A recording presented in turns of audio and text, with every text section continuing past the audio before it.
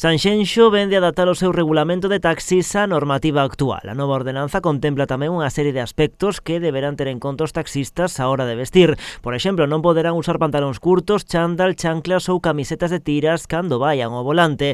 No Concello indican que a medida busca mellorar a imaxe do servizo. Creemos que os nosos taxistas tamén son unha carta de presentación do Concello e que temos que cuidalo con especial cariño, non? Dende o Goberno local explican que a prohibición de usar pantalón curto xa se contemplaba no anterior regulamento, aínda que non sempre se cumpría por parte dos taxistas. A medida, con todo, xera discrepancias entre veciños e visitantes. Moitos opinan que, máis alá da imaxe, o importante é que os profesionais do volante poidan facer o seu traballo do xeito máis cómodo. Si hace mucho calor y las condiciones pues son así muy extremas, pues oye, que puedan ir en pantalón corto porque tampoco salen del taxi ni así, o sea que yo creo que tiene que prevalecer la comodidad y el trabajar a gusto y así que no una norma. Bueno, de ir ben arreglados, entranos ben a todos, evidentemente, non?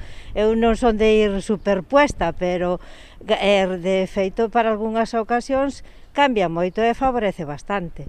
Entonces, por eso, pois, benvido sexa. Depende, é que ao final estamos nunha sociedade que a maior parte das cousas están mal vistas, entonces, ao fin e ao cabo, pois regímonos un pouco pola antigüedade, me imagino. Mais alá da cuestión da vestimenta, a nova ordenanza recolle outros aspectos novidosos. Entre eles, modificouse o número de prazas en determinados modelos de vehículos, pasando de 7 a 9. Tamén se incorpora a imaxe corporativa do Concello o tempo que se retiran os teléfonos fixos das paradas. Incorporouse a imaxe corporativa dos vehículos, elimináronse certos artículos como